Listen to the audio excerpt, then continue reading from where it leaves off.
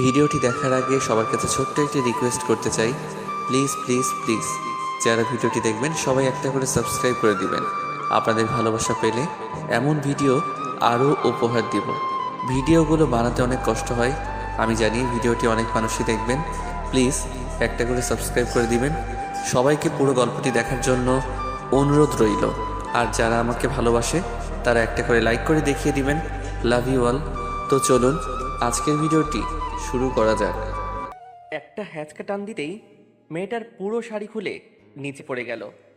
পরনে শুধু আর মাত্র 2টা কাপড়। মেয়েটা তখন 2 হাত দিয়ে মুখটা গুজে রেখেছে। আর এমন বিবস্ত্র অবস্থায় মেয়েটাকে দেখে নিজের ভিতর কামভাবটা পুরো জেগে উঠেছে। তাই আস্তে আস্তে ওর সামনে গেলাম। ওর মুখ থেকে হাতটা সরাতেই দেখতে পেলাম কেমন ভয়ার্ত চোখ জোড়া দুটি পানিতে ছলছল করছে। গোলাপি রঙের ঠোঁট দুটি কেমন করে কাঁপছে। মনের ভিতর তখন কামভাবটা আরও তীব্র হয়ে গেল। মুহূর্তেই ওর ঠোঁট দুটি আমার দখলে নিয়ে নিলাম। ও কেমন হাত দিয়ে বাধা দিতে গিয়ে পারল না। খাটের উপর ওকে ধাক্কা মেরে ফেলে দিলাম। খাটের উপর শুয়েই মেয়েটা কেমন ভয়ে কাঁপতে শুরু করলো। সেদিকে আমার কোনো ভ্রুক্ষেপ নেই, কারণ 20,000 টাকার বিনিময়ে ও আমার সাথে রাত কাটাতে এসেছে। কি ভাবছেন টাকার কথা কেন বললাম? ও আমার নিজের বউ না, আর মেয়েটাকে এক রাতের জন্য ভাড়া করে এনেছি। পতিতা, হ্যাঁ, ও একটা পতিতা মেয়ে। গভীর রাতে যখন মদ খেয়ে সিগারেট টানতে টানতে মাতাল অবস্থায় হাঁটতে হাঁটতে বাসায় ফিরছিলাম, ঠিক তখনই অনুভব করতে লাগলাম কেউ আমাকে পিছন থেকে ফলো করছে। পিছনে তাকাতেই দেখলাম একটা মেয়ে আমার পিছু নিচ্ছে। মহিলা ছিনতাইকারী না তো? আমার সাথে আবার তখন প্রায় লাখ টাকার উপরে ছিল। প্রতিদিনই হাজার হাজার টাকা নেশা করি আমি। বড়লোক ঘরে নষ্ট ছেলে আমি। বাবা মা কেউ নাই, আছে বুক ভরা কষ্ট আর কোটি কোটি টাকা। যাই হোক, মেয়েটার দিকে মাতাল অবস্থায় তাকালাম। দেখলাম মেয়েটা বোরকা পরে আছে। তখন একটু অন্যরকম লাগতে শুরু করলো। এই মেয়ে, এভাবে পিছু নিচ্ছিস কেন? কি রে, কথা বলছিস না কেন? মেয়েটার এমন চুপ করে থাকার কারণে বিরক্ত হয়ে চলে আসতে লাগলাম। একটু পরে দেখলাম মেয়েটা আবারও আমার পিছু নিচ্ছে। ওই মেয়ে, তোর সমস্যা কি বলতো? কি বলবি বল, নয়তো আমার পিছু ছাড়। আমাকে কিছু টাকা দিবেন? টাকা চাওয়ার কথা শুনে একটু অবাক লাগলো। তোকে টাকা দেব কেন? আর কত টাকা দিব? জি, 10,000 টাকা দিলেই হবে। তোকে এতগুলো টাকা কেন দিতে যাব? আমার কি লাভ এতে?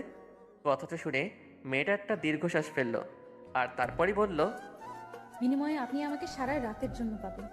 লাগবে না তোকে, টাকা দিতে পারবো না। বলেই হাঁটতে যাব, ঠিক তখনই ও আমার পায়ে পড়ে গেল আর অনেক কান্না শুরু করে দিল। প্লিজ আপনি না করবেন না, টাকাটা আমার অনেক প্রয়োজন। আর আমাকে দেখলে আপনি হয়তো না করবেন না, কারণ আমার ভেতর রূপ যৌবন সব আছে। প্লিজ আপনি না করবেন না। 10,000 না দিলে 5,000 দেন, টাকাটা আমার অনেক দরকার, প্লিজ। তো দেখি তো তুই কেমন দেখতে। বলার পরই মেয়েটা বোরকার নিকাবটা খুলে ওর মুখটা বের করলো। মুখটা খুলতেই আমি কেমন অবাক হয়ে গেলাম। চেহারাটাতে এত পরিমাণ মায়া যে যেটা বলে প্রকাশ করতে পারবো না। পূর্ণিমার চাঁদের চেয়েও সুন্দর এমন একটা মেয়ে কিভাবে নিজেকে টাকার বিনিময়ে এভাবে অন্যের হাতে তুলে দিচ্ছে, ভাবতেই অবাক লাগছে। যাই হোক, মেয়েটাকে আমার হেব্বি লাইক হয়েছে, তাই 10-এর পরিবর্তে 20,000 টাকা দিব বলেই মেয়েটাকে আমার বাসায় নিয়ে গেলাম। আজ সারা রাত ভোগ করব, এমন একটা সুন্দরী মেয়েকে ভোগ করব ভাবতেই মনের ভিতর কেমন খুশিতে নাচতে লাগলো।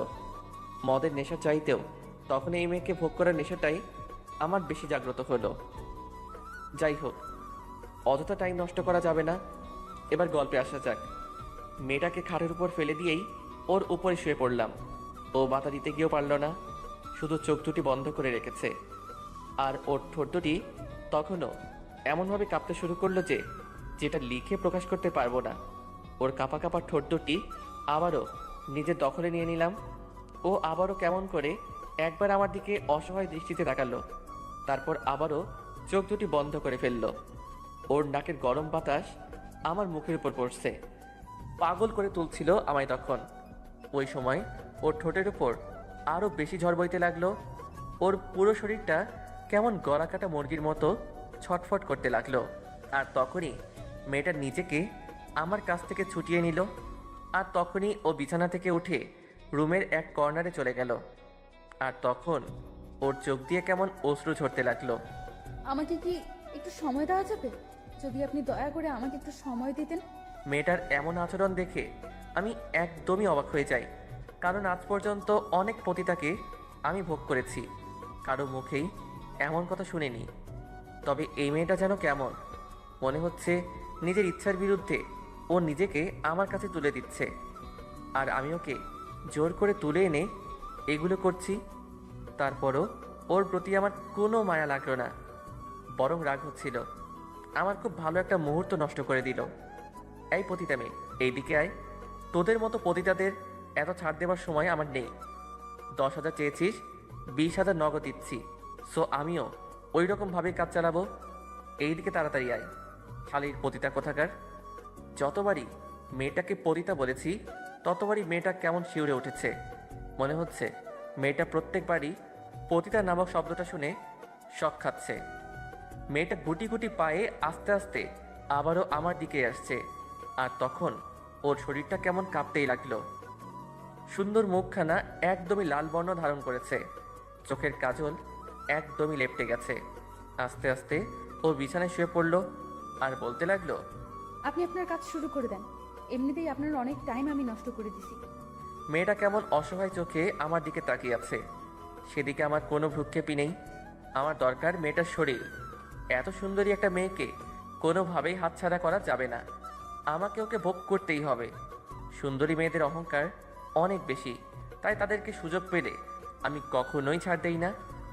আর একটা কারণ আছে। যাই হোক, আমি সময় নষ্ট করব না। আমি আবারও বিছানায় গেলাম, আর তখনই ওর ফোনটা বাজতে লাগলো। আর ও তখন আমার দিকে কেমন করে তাকিয়ে আছে, মনে হচ্ছে ফোনটা ওর অনেক জরুরি। আর আমার ভয়ে সে ধরছে না। ফোনটা একের পর এক বাজতেই লাগলো। ও কেমন পাগলের মতো দিশেহারা হয়ে গেল। একবার ফোনের দিকে তাকাচ্ছে, আরেকবার আমার দিকে। তখনই বললাম, এই পতিতা মেয়ে, ফোন ধর আর স্পিকার বাড়িয়ে দিবি। যদি তোর অন্য দলবল হয় তাহলে কিন্তু তোকে এখানে শেষ করে দিব। ফোন ধরে লাউড দে। ও মাথাটা নাড়ালো, আর ফোন ধরার অনুমতি দেওয়ার পর মেয়েটা অনেক খুশি হলো। চোখে পানি থাকার পরও ঠোঁটের কোণে একতরফা একটু হাসি ফুটলো। তখন মেয়েটাকে সত্যি পরীদের চেয়েও হয়তো বেশি সুন্দর লাগছিল। ফোন ধরতেই ওপাশ থেকে কান্নার আওয়াজ ভেসে আসছে। মারে, তুই কই গেছিস? আমি আর বাঁচবো না রে মা। ডাক্তার কইছে আমারে বাঁচাইতে হইলে মেলা টাকা পয়সা লাগবে, আর আমাকে তো এত টাকা পয়সা নাই। তুই তাড়াতাড়ি আয় মা। ডাক্তার আমারে হাসপাতাল থেকে টাকার লাগা বাইর কইরা দিছে। টাকা দিতে পারলে আমার চিকিৎসা করব, নয়তো আর করবে না। না মা, তোমার কিচ্ছু হবে না। আমি আমি তোমারে বাঁচামো। তোমার কিচ্ছু হইতে আমি দিমু না। দরকার পড়লে নিজেরে শেষ কইরা দিমু, তবু আমার বেহেশতকে টাকার জন্য শেষ হতে দিমু না। তুমি একটু সহ্য করো, আমি টাকাটা নিয়ে আসতেছি। তুই কই রে মা? এই তো একটু বাহিরে আছি, আর আমি আসতেছি। এত রাইতে তুই বাইরে কেন? ভালা মাইয়ারা তো এত রাইতে বাইরে থাকে না। আর তুই যদি খারাপ কিছু করস তাইলে কিন্তু আমি এখনই নিজের শেষ কইরা দিব। না মা, আমি খারাপ কিছু করছি না। আসলে শহরে একটা আঙ্কেলের কাছে আসছি। উনি তোমার এই কথা শুনে অনেকগুলো টাকা দিছে, আর টাকাগুলো নিয়েই আসতেছি। আর অনেক দূরের রাস্তা তো, তাই আসতে অনেক দেরি হইতেছে। আমি আসতেছি মা, তুমি আরেকটু অপেক্ষা করো। বলেই ফোনটা কেটে দিল, আর কেমন করে কান্না করতে লাগলো। বারবারই ও চোখ মুছে নিজেকে ঠিক করে আমার কাছে বিলিয়ে দিতে চাচ্ছিল, কিন্তু ওর চোখের পানি কোনোভাবেই থামছে না। ওর এই কথাগুলো শুনে মুহূর্তেই আমি কোনো পাথরের মূর্তি হয়ে গেলাম। আমি কি করছিলাম? এমন একটা অসহায় মেয়েকে, ছি ছি আকাশ, ছি! তুই এতটা খারাপ কিভাবে হইলি? তুই তো একটা সময় এমন ছিলি না। তুই তো একটা সময় প্রত্যেকটা মেয়েকে অনেক সম্মান আর শ্রদ্ধা করতি। আর সেই আকাশ, তুই কিভাবে মেয়েদের প্রতি এত নীচ হতে পারলি? ভাবতেই বুকটা ফেটে যাচ্ছে। ঘৃণায় নিজেকে শেষ করে দিতে ইচ্ছে করছে। হঠাৎই মেয়েটা বলে উঠল, আপনার টাইম নষ্ট হচ্ছে তো, প্লিজ আপনি আপনার কাজ শুরু করুন, আমি প্রস্তুত। মেয়েটার দিকে তাকাতেই দেখলাম চোখ দুটো কেমন কালো কাজলে লেপ্টে আছে। মুখখানে কত মায়া জড়ে আছে, আর সেই মুখটা কিভাবে আমার দিকে কেমন অসহায়ভাবে তাকিয়ে আছে। মেয়েটার প্রতি হঠাৎ এত মায়া হচ্ছে কেন? কেন ওর মুখটাকে খুব আপন মনে হচ্ছে? ওর কাছ থেকে একটু দূরে সরে গিয়ে সোফায় বসলাম, আর তখনই একটা সিগারেট ধরালাম। সিগারেট টানতেছি আর ভাবতেছি মেয়েটার মায়ের কি এমন হয়েছে যার কারণে ও এমন একটা পথ বেছে নিছে। কাজ করেও তো পারতো নিজের মায়ের চিকিৎসা করাতে। ভাবতেই সিগারেট টানতে লাগলাম, তখন খেয়াল করলাম মেয়েটা কেমন কাশতে লাগলো। হয়তো সিগারেটটা সহ্য করতে পারছে না, আর মেয়েটা ভয়েও কিছুই বলতে পারছে না, শুধু আমার দিকে তাকিয়েই কাশতে লাগলো। সিগারেটটা নিভিয়ে দিলাম আর ওকে জিজ্ঞাসা করলাম, এটার গন্ধ সহ্য করতে পারো না? ভালোভাবে বললাম। না। এদিকে আসো। ও আমার দিকে আস্তে আস্তে এগিয়ে আসলো, আর তখনই বললাম, সোফায় বসো। ও সোফায় বসলো। বসার পরই ওর শাড়িটা এনে ওকে আবার পরিয়ে দিতে লাগলাম। মেয়েটা তখন কেমন অবাক হয়ে আছে আর শাড়ি পরাতে বাধা দিচ্ছে। প্রথমে ভাবছিলাম হয়তো আমি পরিয়ে দিচ্ছি বলে সংকোচ বোধ করছে, পরে ও নিজেই বলল, কি হলো? শাড়ি পরিয়ে দিচ্ছেন কেন? আপনি তো এখনো কিছুই করেননি। আপনি আপনার কাজ করবেন না? না। আমার মুখ থেকে না শব্দটা শুনে মেয়েটা কেমন হতভম্ব হয়ে গেল, আর চোখ দুটো বড় বড় করে জিজ্ঞাসা করলো, কেন করবেন না? আমাকে কি আপনার পছন্দ হয়নি? আর আমি বাধা দিব না, কোনো বাধা আসলেও বাধা দিব না। প্লিজ আপনি আপনার কাজ করুন। কান্না করতে করতে আমার পা জড়িয়ে ধরলো। অনেক চেষ্টা করছিলাম, কিন্তু পা ছাড়াতে পারছিলাম না। একটা মেয়ে কতটা মায়ের পাগল হলে, কতটা মাকে ভালোবাসলে মাকে বাঁচানোর জন্য নিজের সব কিছু অন্যের হাতে নিজের ইচ্ছায় এভাবে বিলিয়ে দিতে পারে, সেটা এই মেয়েটাকে না দেখলে কখনোই বুঝতাম না। দেখো, এই মুহূর্তে আমি কোনো কাজ করার মুডে নাই। আমি এখন কিছুই করব না। প্লিজ আপনি না করবেন না, টাকাগুলো আমার খুব দরকার। তাছাড়া আপনি নিজেই একটু আগে শুনেছেন আম্মু কি বলছে। টাকা ছাড়া আম্মুকে বাঁচানো যাবে না, যে কোনো মূল্যে আমার টাকা লাগবেই। আচ্ছা, তোমার মায়ের কি এমন হয়েছে যার কারণে তুমি এই পথ বেছে নিছো? আমার মায়ের লিভার ড্যামেজ হয়ে গেছে, ডাক্তার বলছে মাকে বাঁচাতে অনেক টাকা লাগবে। বুঝলাম, অনেক টাকা লাগবে, কিন্তু কাজ করেও তো তুমি টাকা জোগাড় করতে পারতে, এই পথে আসলে কেন? মেয়েটার এমন অদ্ভুত হাসি দেখে অনেকটা অবাকই হলাম। জিজ্ঞাসা করলাম, হাসছো কেন? সুষ্ঠু সুন্দরভাবে কাজ করার অধিকার হয়তো সৃষ্টিকর্তা কোনো সুন্দরী মেয়েকে দেয়নি, আর এই পথে আসতে আমাকে এই সমাজের মানুষ বাধ্য করেছে আমার ভাগ্য। কিভাবে? আচ্ছা, তোমার এই পথে আসার গল্পটা আমাকে বলবে? খুব শুনতে ইচ্ছা করছে। পতিতাদের জীবন কাহিনী শুনে আপনি কি করবেন? শোনার ইচ্ছা, প্লিজ বলো। জানেন, ছোটবেলায় আমার বাবা মারা যায়, তারপর থেকেই আমার মা আমাকে মানুষের মতন মানুষ করার জন্য অনেক পরিশ্রম করে। নিজে না খেয়ে আমাকে খাওয়াতো, নিজে কষ্ট করে আমার লেখাপড়া চালাতো। হঠাৎ করেই একদিন বাসায় এসে দেখি মা অজ্ঞান অবস্থায় মাটিতে পড়ে আছে। তখন মাকে ডাক্তারের কাছে নিয়ে গেলাম, অনেকগুলো টেস্ট করালো। টেস্টের টাকাগুলো মানুষের কাছ থেকে ধার করে পরিশোধ করি, কিন্তু রিপোর্টের পর জানা গেল মায়ের লিভার ড্যামেজ হয়ে গেছে। এখন বাঁচাতে গেলে অনেক টাকার প্রয়োজন, কিন্তু আমার হাতে কোনো টাকা ছিল না। কিভাবে টাকা জোগাড় করা যায় সেটাই তখন ভাবতেছিলাম, কিন্তু কোনো উপায় পেলাম না। কেউ আমাদের পাশে এসে দাঁড়ালো না, চারদিকে শুধু অভাব অভাব আর অভাব, আর সবকিছু কেমন কদাকার। আমি তখন সবকিছুই অন্ধকার দেখেছিলাম, কি করব বুঝে উঠতে পারছিলাম না। তারপর অসুস্থ মাকে বাসায় নিয়ে গেলাম। মা বলল ঢাকায় মামার বাসাতে আসতে, কারণ আমার মামা অনেক বড় লোক, হয়তো বোনের অসুস্থতার জন্য উনি আমাকে হেল্প করবেন। মায়ের কথা মতোই সেদিন প্রথম এই ঢাকা শহরে আসলাম। মামার বাসায় যেতে মামা অনেক খুশি হয়, কিন্তু টাকার কথা বলতেই মুখটা কেমন অন্ধকার করে ফেলে। মুখটা অন্ধকার করেই বলল আমাকে কিছুদিন থাকতে, উনি একটা ব্যবস্থা করবে। মাকে এই অবস্থায় ছেড়ে দূরে থাকতে খুব কষ্ট লাগছিল, তবুও থাকলাম, কারণ মাকে তো আমাকে বাঁচাতেই হবে।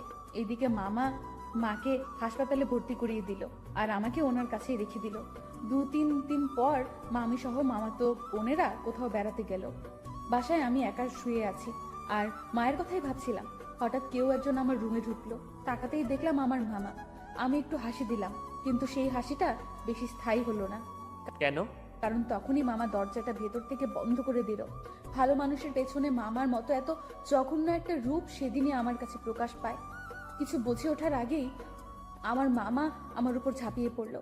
মামাকে বাবা পর্যন্ত ডেকেছিলাম, হাতে পায়ে ধরেছিলাম, বারবার বলেছিলাম বাবা যে জায়গায় মামাও সেই একই জায়গায়।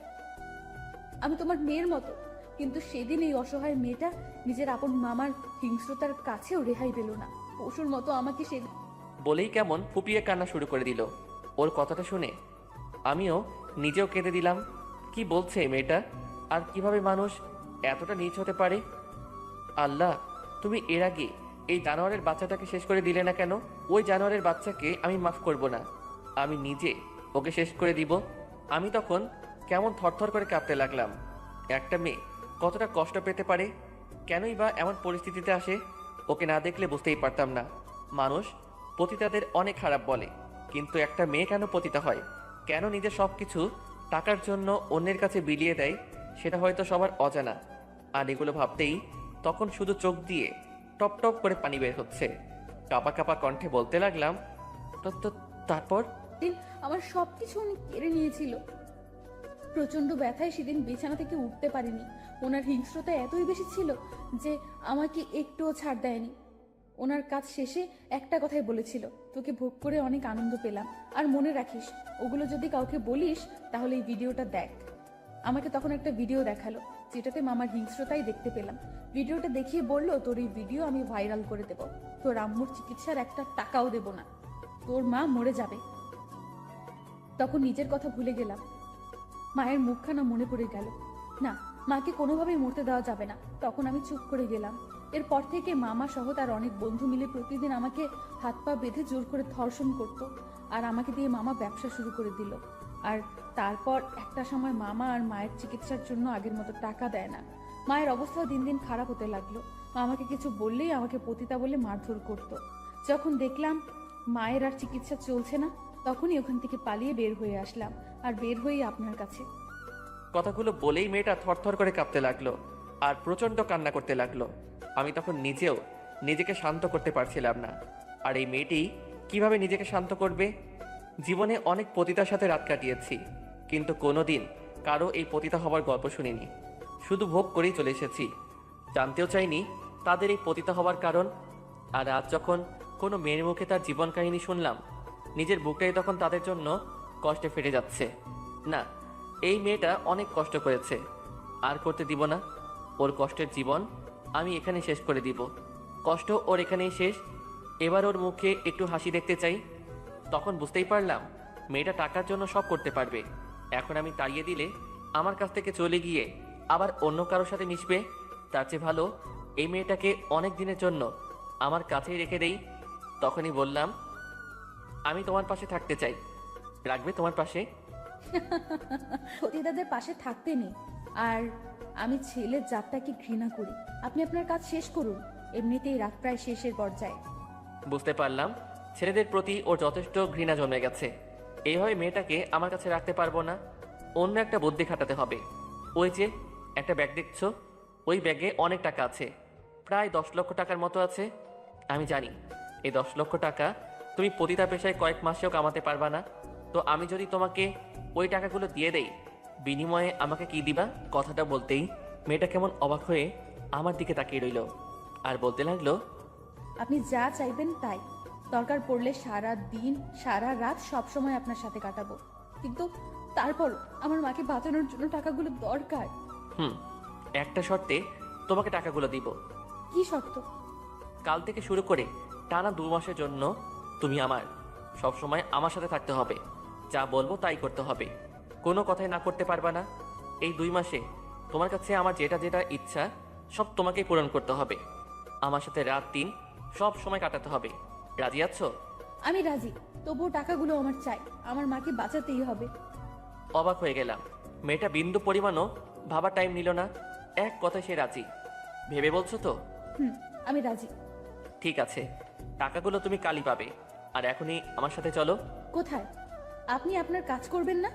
আমাকে তো সকালে বাসায় যেতে হবে। চুপচাপ এখন আমার সাথে চলো। তখনই মেয়েটাকে আগে ওর শাড়িটা পরিয়ে দিলাম আর ওকে ওয়াশরুম থেকে ফ্রেশ হয়ে আসতে বললাম। তারপরও ওকে নিয়ে আমার গাড়িতে উঠলাম। ও কেমন ভয়ে ভয়ে গাড়িতে উঠলো।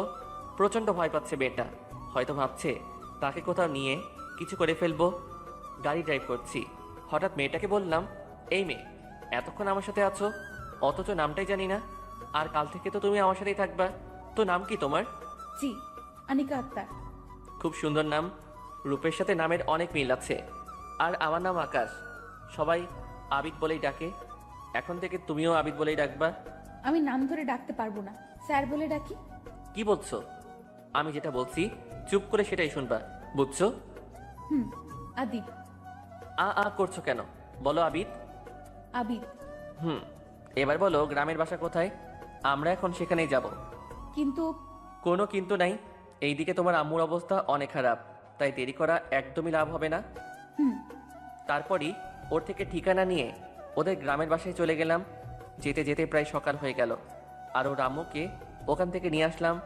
ঢাকাতে এনে বড় একটা ভালো হসপিটালে ভর্তি করে দিলাম। আপনার এই ঋণ কিভাবে শোধ করব আমি? হয়তো নিজের জীবন দিয়ে দিয়েও আপনার এই ঋণ আমি শোধ করতে পারবো না। শোধ করার দরকার নেই। আর হ্যাঁ, শর্ত অনুযায়ী আজ থেকে আমি যা যা বলবো সব তোমাকে মানতে হবে। হুম, বলুন আমাকে কি করতে হবে?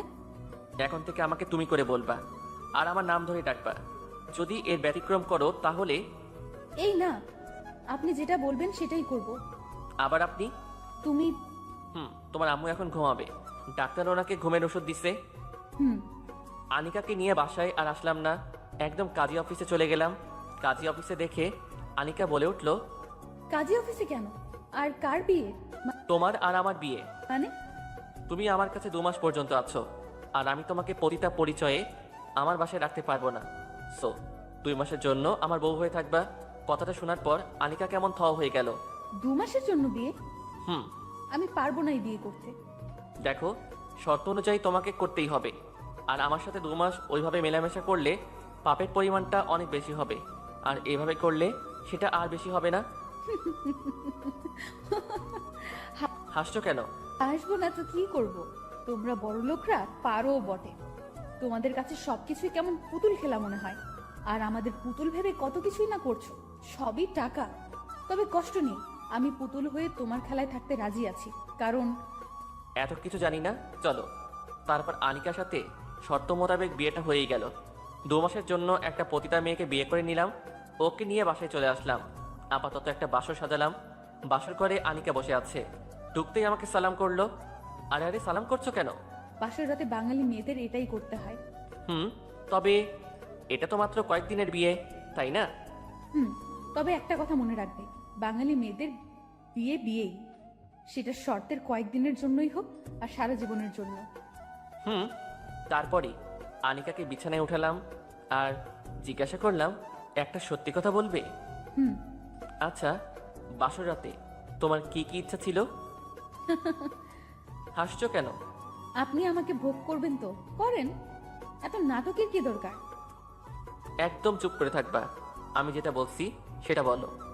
আমি একটা ভাড়াটে পতিতা, আমার কোনো ইচ্ছে নেই। তবে বাঙালি প্রত্যেকটা মেয়েদের খুব ইচ্ছে বাসর রাতে লাল শাড়ি পরে স্বামীর ঘরে যাবে, তার সাথে নিজের সবকিছু ভাগাভাগি করে নেবে, আর তার সাথে অনেক গল্প করবে, আর সবসময় তার স্বামীর বুকে মাথা রেখে ঘুমাবে, কখনোই আলাদা হবে না। কথাগুলো বলেই মেয়েটা কেমন একটা দীর্ঘশ্বাস ফেললো। একটা জিনিস খেয়াল করলাম, মেয়েটা বেশিরভাগ টাইমই দীর্ঘশ্বাস ত্যাগ করে। বুকের ভিতর কতটা কষ্ট থাকলে একটা মেয়ে বারবার এমন করতে পারে সেটা হয়তো আমার ধারণার বাইরে। যাই হোক, মেয়েটাকে এত কষ্ট আর পেতে দিব না। তখনই আনিকাকে বললাম, খুব ভালো ধারণা আছে তো তোমার, কাজে লাগানো যাবে। কিসের কাজ? না কিছু না, তবে আজকে কিন্তু তোমাকে আর ছাড়বো না, বাসরাত বলে কথা। হাসছো কেন? আমার জন্য আর বাসর রাত? আমার মতো পতিতাদের সাথে তো প্রতিদিনই। ওই একদম চুপ। আজ থেকে মুখে যেন পতিতা নামটাও যেন না আসে, আসলে খুব খারাপ হবে। দেখো, সত্যিটা তো আমাকে বলতেই হবে। বলো। কিন্তু আপাতত তুমি আমার বউ, সো আমার বউয়ের মতোই তোমাকে থাকতে হবে। হায় রে বউ, তাও আবার 2 মাস। ওর কথাটা শুনে একটু অবাকই হলাম। তারপরে ওকে বললাম, 2 মাস হোক আর 2 দিন হোক, এখন তো তুমি আমার বউ, আর এই 2 মাস তোমাকে আমার স্ত্রীর পরিচয়ে থাকতে হবে। বলতেই মেয়েটা কেমন অবাক দৃষ্টিতে আমার দিকে তাকিয়ে আছে। তারপর ওকে খাট থেকে নিচে নামালাম আর হাত ধরে টানতে টানতে বাইরে নিয়ে যেতে লাগলাম। ও শুধু অবাক হয়ে আমার দিকে তাকিয়ে আছে আর হঠাৎ বলে উঠলো, আমাকে কি কোথাও নিয়ে যাচ্ছ? আমার সাথে চলো। কোথায়? আমার সাথে গেলেই বুঝতে পারবা। তারপরই মেয়েটাকে ছাদে নিয়ে গেলাম। অনেক রাত দেখে মেয়েটা একটু ভয় পেয়ে গেল, কিন্তু ছাদে উঠতেই ওয়াও কি সুন্দর ফুলের বাগান, আর আকাশে কত সুন্দর চাঁদ উঠেছে বলেই মেয়েটা আমার হাত থেকে ছুটে ছাদের উপর কেমন নিজেকে মুক্ত পাখির মতো মেলে ধরলো। ও একবার ফুলগুলোকে ধরছে, আরেকবার চাঁদের দিকে তাকিয়ে মিটি মিটি হাসছে। রাতে চাঁদের আলোতে গোলাপ ফুলগুলোর সৌন্দর্য আনিকা সৌন্দর্যের কাছেও হার মানছে। চাঁদের আলোতে মেয়েটাকে কেমন অপূর্ব সুন্দর লাগছে সত্যি। তখন আমি অনেক খুশি হয়ে গেলাম, কারণ মেয়েটা আজ খুব খুশি। তখন আকাশের দিকে তাকিয়ে আল্লাহকে মনে মনে একটা ডাক দিয়ে বললাম, আল্লাহ এই মেয়েটাকে যেন সবসময় এমন হাসি খুশি রাখতে পারি, আর কখনোই যেন ওকে কষ্ট না দেই। বলেই মেয়েটার দিকে তাকালাম। ঠিক তখনই দেখলাম মেয়েটা এক জায়গায় কেমন জড়সড় হয়ে কান্না করতে লাগলো। হঠাৎ করে ওর এমন আচরণ দেখে ভয় পেয়ে গেলাম, আর ও তখন আমার সামনে এসে বলতে লাগলো, প্লিজ আমাকে এখান থেকে নিয়ে যাও, আমার সহ্য হচ্ছে না। হঠাৎ ওর মুখে এমন কথা শুনে আরো বেশি অবাক হয়ে গেলাম। একটু আগে যে মেয়েটা অনেক হাসি খুশি ছিল, আর মুহূর্তেই ওর কি হয়ে গেল? নিজের পুরনো খারাপ অতীতটা তাকে কষ্ট দিচ্ছে না তো? এই মেয়ে, কান্না করছো কেন? কথা বলো। আমাকে এখান থেকে নিয়ে যাও। কিন্তু কেন? আমার মতো একটা পতিতা এমন নিষ্পাপ ফুল ছুঁতে পারে না, আর এই চাঁদের আলো আমার মতো বাজে মেয়ের উপর মানায় না, কেমন কুৎসিত দেখায়। কিন্তু তুমি এগুলো কি বলছো? একদম উল্টাপাল্টা বলবে না, এখন থেকে তুমি আমার বউ। বলেই ওর চোখের পানিটা মুছে দিলাম, আর ওর কপালে ঠোঁটের উষ্ণতা এঁকে দিলাম। মেয়েটা তখন শুধু নির্বাক হয়ে আমার দিকে অবাক চোখে তাকিয়ে রইল, আর তখনই মেয়েটাকে নিজের সর্বোচ্চ শক্তি দিয়ে জড়িয়ে ধরলাম। আর ও তখন কেমন কেঁপে উঠল। যখন আমার কাছ থেকে ওকে ছুটালাম, তখন ও কেমন করে যেন আমার দিকে তাকিয়েই আছে। হয়তো আনিকা ভাবছে ওর সাথে আমি যা করছি সবই ওকে ভোগ করার জন্য, বা তার অসহায়ত্বের সুযোগ নেবার জন্য। কিন্তু আমার মনে শুধু একটা কথাই, যতদিন বেঁচে থাকবো কোনোভাবেই আর এই মেয়েটাকে কষ্ট দিব না, সব সময় ওর পাশে থাকবো। ওকে নিয়ে ঘরে চলে আসলাম আর বিছানায় শুয়ে পড়লাম। আনিকা তখন আমার পাশে শুয়েছিল, আর তখনই আনিকার কথাটা মনে পড়লো। একটু আগে বলেছিল বাঙালি মেয়েরা চায় সব সময় তার স্বামীর বুকে মাথা রেখে ঘুমাতে, হয়তো ওরও এমনই ইচ্ছা ছিল। যাই হোক, তখনই আনিকাকে জড়িয়ে ধরলাম, আর ও একদম চুপ হয়ে শুধু আমাকে দেখছিল। তখন ওর মাথাটা আমার বুকে রাখতে বলে ওকে জড়িয়ে ধরে ঘুমিয়ে পড়লাম। সকালবেলা ঘুম ভাঙতে দেখলাম মেয়েটা এখনো ঘুমিয়ে আছে। কি নিষ্পাপ মুখ, একদম ছোট বাচ্চাদের মতো করে ঘুমিয়ে আছে। তখন ওর কপালে আলতো করে একটা চুমু দিতেই ও কেমন জেগে উঠলো, আর আমার দিকে একবার তাকিয়েই নিচু হয়ে গেল। তারপর দুজনে ঘুম থেকে উঠলাম, ফ্রেশ হয়ে খেয়ে দুজনেই হাসপাতালে আনিকার আম্মুর কাছে চলে গেলাম। ওর আম্মু তখন ঘুমাচ্ছিল, ওকে হসপিটালে রেখেই চলে আসলাম। আর আসার আগে ওকে বলে এসেছি কোনো কারণেই যেন বাইরে বের না হয়, সব সময় আম্মুর পাশেই যেন থাকে, আর কোনো কিছু লাগলে আমাকে যেন ফোন দেয়। মেয়েটা শুধু মাথা নাড়ছিল। আমি অফিসে চলে গেলাম। আজ অনেকদিন পর অফিস যাচ্ছি। সবাই আমাকে দেখে আজ একটু বেশি অবাক, কারণ অনেকদিন অফিসে যাই না। যাই হোক, আনিকাকে নিজের লাইফে জড়ানোর সাথে সাথেই ভাবলাম নিজেকেও ঠিক করে ফেলি, ভালো হয়ে যাই, আর ওকে নিয়ে সুখেই থাকি। 15 দিন পর আনিকার আম্মু এখন অনেকটাই সুস্থ, কিন্তু আরো কিছুদিন হসপিটালে থাকতে হবে, আর একটা অপারেশন করতে হবে। ওই অপারেশনের উপরই নির্ভর করবে ওর আম্মু বেঁচে থাকবে না পৃথিবী থেকে বিদায় নিবে। তবে ডাক্তার যতটা আমাকে বলেছে বেঁচে যাওয়ার সম্ভাবনাই বেশি। আর এই কথাগুলো আনিকা জানে না। সে জানে ওর আম্মু সুস্থ আছে, আর খুব শীঘ্রই আবার আগের মতো হয়ে যাবে। আনিকা আমার লাইফে আসার পর আমি অনেক পাল্টে গেলাম। আমার অফিস সবকিছু এখন নিয়মিত চলে, তবে এখনো আমার একটা ভালো কাজ বাকি আছে। সেটা হলো আনিকার মামা ওই জানোয়ারের বাচ্চাটাকে শেষ করে দেওয়া। এখন প্রতিদিনই আনিকা আমার বুকে মাথা রেখে ঘুমায়, খুব শান্তি লাগে মনে। কিন্তু সবকিছুর ভিতরই আনিকা কেমন অস্বস্তি ফিল করতো। এই তো সেদিন রাতের বেলা, আনিকা তুমি কি কাল আমার সাথে আমার অফিসে যাবে? কেন? না, বলছিলাম কি আমার সাথে একটু ঘোরাঘুরি করলে হয়তো তোমার ভালো লাগতে পারে। ভালো বলতে আমার জীবনে কিছুই নেই, সবই অন্ধকার। তবে আমার জন্য তোমাকে চিন্তা না করলেও চলবে, তুমি নিজের জন্য চিন্তা করো। ওর এমন কথা শুনে একটু হতাশ হলাম। তারপর আবারও বললাম, চলোই না, একটু তোমার ভালো লাগতে পারে। পরের দিন সকালে আনিকাকে নিয়ে অফিসে গেলাম। সবাই কেমন আমাদের দিকে হা করে তাকিয়ে আছে। আমার সব ফ্রেন্ডের সাথে ওর পরিচয় করিয়ে দিলাম, আর সবাই আমাদেরকে স্বাগত জানালো। ঠিক তখনই আমার অফিসের ম্যানেজার আমার ওখানে আসলো। উনি আসার পরই আনিকা কেমন অস্থির হয়ে যাচ্ছিল, বারবার নিজেকে আড়াল করতে যাচ্ছিল। ঠিক তখনই ম্যানেজার বলে উঠল, স্যার এই বেশ্যাটা কি, আর এখানে কেন? সবার সামনে কথাটা বলতেই আনিকা কেমন ভয় কাঁপতে লাগলো, আর আমার মুখের দিকে তাকিয়ে থরথর করে কাঁপতে লাগলো। সবাই তখন কেমন করে যেন আনিকার দিকে তাকিয়ে রইল। আনিকার চোখ বেয়ে বেয়ে গাল দিয়ে তখন পানি বের হচ্ছিল। ওর চোখে পানি দেখে নিজেকে ঠিক রাখতে পারলাম না। ম্যানেজার সাহেব, ভদ্রভাবে কথা বলুন। এভাবে কথা বলার অধিকার আপনাকে কে দিয়েছে? স্যার, যেটা সত্যি সেটা তো আমাকে বলতেই হবে। এই মেয়ে একটা পতিতা, চরিত্রহীনা, আর ওর সাথে আপনি কত টাকা দিয়ে ভাড়া করেছেন? মালটা কিন্তু। কি বললি কুত্তার বাচ্চা? বলি সবার সামনে ম্যানেজার মারা শুরু করে দিলাম। সবাই তখন আমাকে থামাতে চেষ্টা করলো, কিন্তু পারছিল না। এক পর্যায়ে সবাই ওরা ম্যানেজারকে বাইরে বের করে দিল।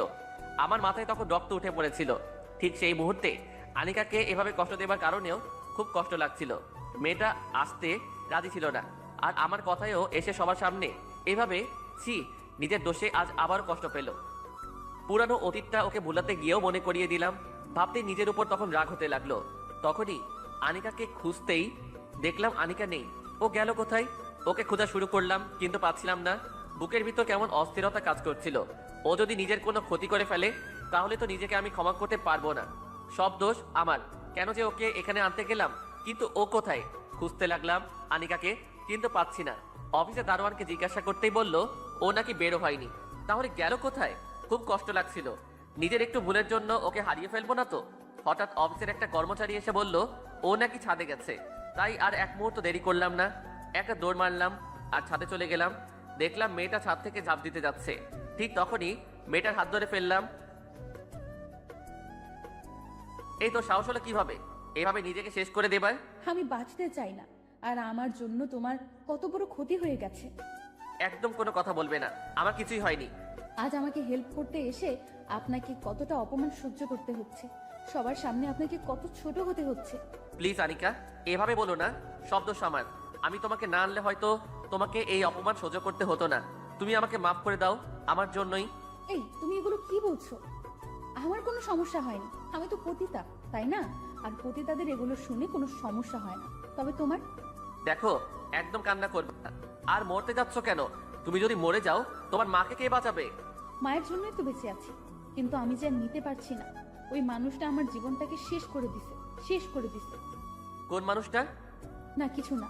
কোন মানুষ আমাকে বলো। না কেউ না। বলো বলছি। আর ওই ম্যানেজার তোমাকে কিভাবে চিনে? বলো বলছি। ও তোমাকে কিভাবে চিনলো? ও আমাকে চিনে, কারণ ওই আমার মামা। কথাটা শুনে মাথাটা নষ্ট হয়ে গেল। কি? যে জানোয়ারের বাচ্চাটাকে আমি শেষ করার জন্য ভাবছি, এই জানোয়ারটা একটা মেয়ে সুন্দরভাবে বাঁচার অধিকার নষ্ট করে দিচ্ছে। যে জানোয়ারের বাচ্চা একটা পবিত্র দেখে জানোয়ারের মতো ছাপিয়ে পবিত্র সম্পর্ক নষ্ট করে মেয়েটাকে অপবিত্র করেছে। সে আমার কোম্পানিরই ম্যানেজার। তাকে তো আমি শেষই করে দিব। মৃত্যু যন্ত্রণা যে কতটা কষ্টের তাকে আমি বুঝিয়ে দিব। তুই মরার জন্য প্রস্তুত হ কুত্তার বাচ্চা। আমাকে এই অন্ধকারে তুলে আনার কারণ কি? আর আপনি কে? তোর জব। আপনি সামনে আসুন আর আমাকে প্লিজ ছেড়ে দিন। আমাকে কেন তুলে এনেছেন? কেউ লাইটটা অন করো। ঠিক তখনই লাইট অন হয়ে গেল, আর লাইট অন হতেই উনি বলে উঠল, স্যার আপনি? ম্যানেজার সাহেব কেমন আছেন? খুব খুব খুব ভালো। আচ্ছা ম্যানেজার সাহেব, এভাবে ঘামছেন কেন? আমাকে লোক দিয়ে কেন উঠিয়ে এনেছেন? শুধুমাত্র কিছু হিসাব নিকাশের জন্য। ওইগুলো তো অফিসে মেটাতে পারতেন, আর আমি সব হিসাব তো আপনাকে দিয়েই দিছি। ম্যানেজার সাহেব, অফিসের হিসাব অফিসে দিছেন, কিন্তু জীবনের হিসাব একটু মিলিয়ে নিব না? মানে কি স্যার? আচ্ছা ম্যানেজার সাহেব, আপনাকে কিছু প্রশ্ন করব। করেন, তবে কি কি কি- কি কি প্রশ্ন? বেশি কিছু না। আচ্ছা ম্যানেজার সাহেব, আপনার ছেলে মেয়ে কয়জন? কেন? যেটা বলছি উত্তর দেন। এক মেয়ে আছে। খুব ভালো। আরেকটা প্রশ্ন, কি? আপনি কি আপনার মেয়েকে রেপ করতে পারবেন? স্যার, মুখ সামলিয়ে কথা বলুন, নয়তো। নয়তো কি? একদম চুপ করে থাকবি জানোয়ারের বাচ্চা, নয়তো এখনই একদম ওপারে পাঠিয়ে দিব। আপনি এমন করছেন কেন? নিজের মেয়েকে রেপ করতে পারবি না, তাহলে কেন নিজের ভাগ্নিকে এই কাজ করলি? সেও তো তোর নিজের মেয়ের মতোই ছিল। আমি কিছু করিনি, আমাকে ছেড়ে দিন। আমি কিছু করিনি। আনিকা, এইদিকে আসো। বলতেই আনিকা আস্তে আস্তে হাঁটতে হাঁটতে সামনে এসে উপস্থিত। আনিকা, ওকে শেষ করে দাও। এই নাও পিস্তল। না, ওকে আমি এটা দিয়ে গুলি করে মারবো না, ওকে আমি দা দিয়ে কুপিয়ে কুপিয়ে মারবো। না মা, আমাকে ছেড়ে দে মা। তুই তো আমার মেয়ের মতো, আমি না তোর মামা। আমাকে মারিস না। ঠিক তখনই আনিকা দা দিয়ে প্রথম আঘাতটা ওর ডান হাতে করলো আর বলল, এই হাত দিয়ে সেদিন আমার গায়ে প্রথম টাচ করেছিস। মা মা তুই আমার মা, তুই আমার মেয়ে, আমাকে মারিস না, আমি তোর মামা, আমাকে মারিস না মা। মা ও মা, আমাকে মারিস না তুই। মা বলছিস? ছি, ওয়াক, থু। তোর মুখে থুতু। কোথায় ছিল তোর মা যেদিন জানোয়ারের মতো একটা অসহায় মেয়ের উপর ঝাঁপিয়ে পড়েছিলি? তুই মাফ পাওয়ার যোগ্য না, যে নিজের ভাগ্নিকে। বলেই আরো একটা আঘাত। তারপর আনিকা কেমন পাগলের মতো একের পর এক আঘাত করতেই লাগলো। হয়তো সেদিনের কষ্টের ঝাল আজ খুব ভালোভাবে দিচ্ছে। মুহূর্তে ওর মামা শেষ। তারপরও আনিকা তখনও উন্মাদের মতোই আঘাত করতেই লাগলো। আর ওই পাপিকে ওখানে শেষ করে দিলাম। এমন পাপির কোনো মাপ নেই। সমাজে যারা এমন কাজ করে তারা কুকুরের চেয়েও নিকৃষ্ট। আর এত নিকৃষ্টদের সমাজে বাঁচার অধিকার নেই। ওদের মতো মানুষদের জন্যই সমাজের সৃষ্টি হয় হাজারো পতিতা, ধ্বংস হয়ে যায় হাজারো মেয়ের স্বপ্ন। বেঁধে নিতে হয় পতিতা বৃত্তিকে, নয়তো আত্মহত্যা করে চলে যেতে হয় পরপারে। আনিকাকে নিয়ে বাসায় চলে আসলাম আর দুজনেই ফ্রেশ হয়ে খাওয়া দাওয়া করলাম। খুব ক্লান্ত তাই শুয়ে পড়লাম। ঠিক তখনই আনিকাও আমার পাশে শুয়ে পড়লো। আনিকাকে একটা টান দিয়ে বুকের উপর তুলে নিলাম। ও তখন একদম চুপ করে আছে। এই মেয়ে, বালিশে শুয়েছিলে কেন? তোমাকে বলছি না সব সময় আমার বুকের উপর মাথা রেখে ঘুমাও? হাসছো কেন? হাসবো না তো কি করব? দুদিন পর তো এমনিতেই বালিশে ঘুমাতে হবে, তাই না? আর তো মাত্র 26টা দিন বাকি আছে, তাই না? এরপরই তো তোমার 2 মাস শেষ। তবে যাই হোক, তোমার প্রতি চিরকৃতজ্ঞ থাকবো। ওর মুখে কথাগুলো শুনে খুবই অবাক লাগছিল। কারণ দিনগুলো আনিকা যে এত ভালোভাবে হিসাব রাখবে বুঝতেই পারিনি। সময় যেতে যেতে যে এতগুলো দিন চলে গেছে সেটাও বুঝতেই পারিনি। কিন্তু ও কি বুঝতেছে না আমি ওকে এখন ভালোবাসি বলেই ওর পাশে আছি? কি হলো আবিদ সাহেব, চুপ কেন? না, এমনিতেই। আচ্ছা, তোমাকে একটা কথা বলবো? বলো। এই যে তুমি সেই প্রথম দিন থেকেই আমার এত উপকার করছো, তারপর আবার শর্ত মোতাবেক বিয়ে করে এতগুলো টাকাও দিয়েছো, আজ আবার আমাকে একটা জানোয়ারকে শেষ করতেও সাহায্য করেছো, সবই তো আমাকে ভোগ করার জন্য, তাই না? তাহলে আমাকে তো এখনো ভোগ করোনি, কিন্তু কেন? ওর কথাটা শুনে বুকটা কেমন দুঃখ করে উঠল। উপরের দিকে তাকিয়ে একটা দীর্ঘশ্বাস ফেলেই মনে বললাম, ও কি ভাবছে এগুলো? ওকে এখনো বুঝতে পারছে না ওকে ভোগ করার জন্য আমি এগুলো করছি না, ওকে ভালোবাসি বলে এগুলো করেছি। তখনই ওকে নরম সুরে বললাম, জানো আনিকা, সবকিছু মানুষ ভোগের জন্য করে না। আর হ্যাঁ, তোমাকে ভোগ করার ইচ্ছা থাকলে তোমার পাশে না থেকেও হয়তো তোমাকে প্রতিদিনই ভোগ করতে পারতাম। আর তুমি আমার সাথে এতগুলো রাত কাটিয়েছো, কিন্তু তোমাকে শুধু আমার বুকের উপর রেখে জড়িয়ে ধরে ঘুমিয়েছি। এছাড়া তোমার সাথে অন্য কোনো ধরনের বহিক করিনি, যেটা দিয়ে প্রমাণিত হয় আমি তোমাকে ভোগ করতে চাচ্ছি। আচ্ছা ঘুমাও, এমনিতেই আজ অনেক ক্লান্ত তুমি। তারপরে চুপচাপ ঘুমিয়ে পড়লাম। শরীর ক্লান্ত থাকার কারণে ঘুম খুব তাড়াতাড়ি চলে আসলো। আনিকাকে আজ 5 দিন পর ওর আম্মুর কাছে নিয়ে যাচ্ছি। এর ভিতর মেয়েটা অনেকবার যেতে চাইলেও ওকে যেতে দেয়নি, কারণ এই কয়েকদিনের ভিতর আনিকাকে গোপন রেখে ওর আম্মুর অপারেশন করিয়ে ফেলেছি। অপারেশন করার আগে খুব ভয় ছিলাম, কারণ একটু এদিক সেদিক হয়ে গেলেই আনিকার আম্মু শেষ হয়ে যেত। আর আল্লাহ না করুক এমন হলে ও হয়তো আমাকে ভুল বুঝতো, কারণ ওর অগোচরে কাজটা করা ঠিক হয়নি। তবুও করালাম, কারণ মেয়েটা বড্ড বেশি মায়ের পাগল। মাকে ছাড়া সবকিছুই ওর কাছে অর্থহীন। আর যদি ও জানে ওর আম্মুর অপারেশন হবে, তাহলে হয়তো ও নিজেই ঠিক থাকতে পারতো না। তাই একটু বেশি রিস্ক নিয়ে ওর অজান্তেই। যাই হোক, ওর আম্মু এখন অনেক ভালো আছে। হাসপাতালে যেতেই ডাক্তার বলে উঠলো, আবিদ সাহেব, রোগী আল্লাহর রহমতে অনেক ভালো আছে। সামনের সপ্তাহে ইচ্ছা করলে নিয়ে যেতে পারেন, তবে ওনার দিকে একটু বেশি খেয়াল রাখবেন। অপারেশনের রোগী তো, বুঝেনি। আমি মাথা নাড়ালাম। আর ডাক্তারের এমন কথা শুনে আনিকা কেমন করে যেন আমার দিকে তাকিয়ে আছে আর অনেক বেশি অবাক হয়ে জিজ্ঞাসা করলো, অপারেশন? কিসের অপারেশন আর কার অপারেশন? আমি তোমাকে পরে বলছি, আগে চলো মাকে দেখে আসি। না, তুমি আগে বলো কিসের অপারেশন? আসলে আপনার মায়ের একটা অপারেশনের দরকার ছিল, আর ওটা অনেক রিস্কের অপারেশন। তাই আবিদ সাহেব আপনাকে কিছুই জানায়নি, কারণ এতে আপনি অনেক টেনশন করবেন। আর অপারেশনটা না করলেও আপনার মাকে বাঁচানোর কোনো আশা ছিল না, হয়তো তখন উনি মরেও যেতেন। তবে যাই হোক, এখন আপনার মা সম্পূর্ণ বিপদমুক্ত। খুব শীঘ্রই আপনার মা ভালো হয়ে যাবে। বলেই ডাক্তার চলে গেল। আর এইদিকে আনিকার চোখে পানি, আর ও আমার দিকে কেমন অবাক দৃষ্টিতে তাকিয়ে আছে, মনে হচ্ছে আমার উপর কেমন রেগে আছে। আমি তখন আনিকার হাত ধরলাম আর ওর আম্মুর কাছে চলে গেলাম। ভিতরে যাওয়ার পরই আমাদের কথার আওয়াজ শুনেই ওর মা জেগে উঠলো। তুই এসে গেছিস মা? আর তুই এত শুকিয়ে গেছিস কেন? ঠিক মতো খাওয়া দাওয়া করিস না নাকি? তুই যদি এমন করিস তাহলে কিন্তু আমি আর ওষুধ খাবো না। এসব বলো না মা, তুমি কেমন আছো? খুব ভালো আছি রে, খুব ভালো। বলেই মা মেয়ে কেমন একে অপরকে জড়িয়ে ধরে কান্না শুরু করে দিচ্ছে। আর আনিকার মা কেমন করে আনিকার কপালে চুমু দিচ্ছে আর কেমন করে বুকে আগলে রেখেছে। ওদের এই দৃশ্যটা দেখে নিজের অজান্তেই চোখ দিয়ে চোখের নোনা পানি বের হয়ে গাল বেয়ে পড়তে লাগলো। আর নিজের বাবা মায়ের কথা খুব মনে পড়তে লাগলো।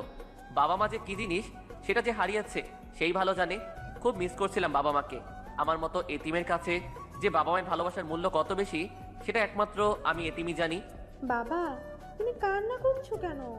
আসলে মায়ের কথা খুব মনে পড়ছে আজ, খুব মিস করছি। কেন? তোমার মা বাবা কোথায়? না, ছোটবেলায় তারা মারা গেছে, এতিম করে চলে গেছে আমায়। কে বলেছে তুমি এতিম? আমি কি তোমার মা না? এইদিকে আসো বাবা।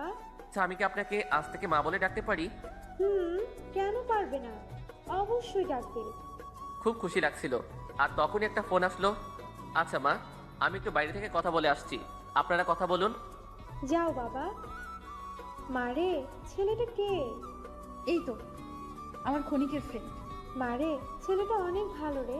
তুই জানিস ছেলেটা এই কয়টা দিন কিভাবে আমার পিছনে খাটছে, কত সময় আমার পেছনে শেষ করছে, সারাটা দিন আমার সেবা করছে। তোমার অপারেশন হয়েছে, আমায় বলো নাই কেন? আমি নিষেধ করেছিলাম, কারণ তুই শুনলে অনেক ভেঙে পড়বি। তবে যাই হোক, ছেলেটাকে আমার খুব ভালো লেগেছে। এমন একটা ছেলে যদি... থাক মা, আর বলো না। কেন? কারণ ও অনেক বড় লোক। তারপর রে মা, আমার মনে হয় ওই ছেলেটা তোরে ভালোবাসে, নয়তো... মা আর বলো না প্লিজ। ওদের কাছে ভালোবাসার কোনো মূল্য নেই, ওরা বড় লোক, তাই ওদের কাছে মেয়েরা খেলার পুতুল। খেলা শেষ হলেই সব শেষ। আর আমি তার যোগ্য না মা। আর অযোগ্য হয়ে আমি কারো পরিহাসের করুণার পাত্রী হতে চাই না। বলেই মেয়েটা কেমন কান্না করে দিল। বাইরে থেকে কথাগুলো নিজেরই কান্না এসে গেল। তার মানে এতদিনে ওর মনে একটু ভালোবাসা আমি তৈরি করতে পারিনি, আর একটু জায়গা তৈরি করতে পারলাম না, নাকি ওর অতীতের কারণে ও আমাকে ওর জীবনে জড়াতে চায় না। বাইরে থেকে একটা কাশির আওয়াজ দিয়ে ভিতরে ঢুকলাম। আমাকে দেখে আনিকা তাড়াতাড়ি করে নিজের চোখের পানি মুছে ফেললো। আমি আর বেশি কিছু বললাম না। ভিতরে গিয়েই অফিসে কাজ আছে বলেই বের হয়ে গেলাম। তারপর বাসায় এসে চুপ করে শুয়ে রইলাম। ভাবতে লাগলাম কি করব। ওর সাথে প্রায় 2টা মাস কেটে গেল, 10টা দিন মাত্র বাকি। এতগুলো দিনেও কি ও আমাকে একটু বুঝতে পারলো না? ভাবতে ভাবতে বিছানায় ঘুমিয়ে পড়লাম। হঠাৎ কারো ডাকে আমার ঘুম ভাঙলো। চোখ খুলতে দেখলাম আনিকা আমার দিকে কেমন অবাক করা দৃষ্টিতেই তাকিয়ে রইল মেয়েটা। আস্তে আস্তে খাটের একটা কর্নারে এসে বলল, ঠিক আছে তো? তোমার কিছু হয়নি তো? কোনো সমস্যা? অফিসে যাওনি? না, কেন? এমনিতে। ভালো, কিন্তু আমাকে তো একটু বলতে। বলতে গিয়েও আনিকা আর কিছু বলল না, কথাটা অপূর্ণই রেখে দিল। আনিকার প্রতি খুব রাগ হচ্ছিল। ও কি একটু বুঝতে পারছে না তাকে আমি কতটা ভালোবাসি? ও কি আমাকে একটুও বুঝবে না, নাকি বুঝতেই চায় না? ওর প্রতি বুক ভরা অভিমান নিয়ে চুপ করে শুয়ে রইলাম। তুমি খাবে না, নাকি শুয়ে থাকবা? তোমার খেতে ইচ্ছে করলে তুমি খেও, তারপর ঘুমিয়ে পড়ো। আমাকে আর ডাকবে না। তুমি খাবে না? আর আমি ডাকবো না কেন? ওই ডাকবে না তো ডাকবে না, আর একটা যদি ডাক দাও তাহলে? তোমাকে আর বলতে হবে না। আর আমি এভাবে বলার কারণে লজ্জিত। আসলে নিজের অবস্থানের কথাটা ভুলেই গেছি। আর তো মাত্র 10 দিন, তারপরে তো চলে যাব। ওর চলে যাবার কথাটা শুনে বুক ফেটে কান্না আসছিল। খুব কষ্ট লাগছিল। মনে মনে বলছিলাম, হায় রে আনিকা, একটু রাগ দেখালাম বলে খুব সহজে উল্টাপাল্টা বুঝে নিলে। কিন্তু তোমাকে ভালোবাসি বলেছে, তোমার পাশে থাকতে যাচ্ছি, সেটা তুমি হয়তো কখনোই আর বুঝবে না। বলেই বুক ফাটা একটা দীর্ঘশ্বাস ফেললাম।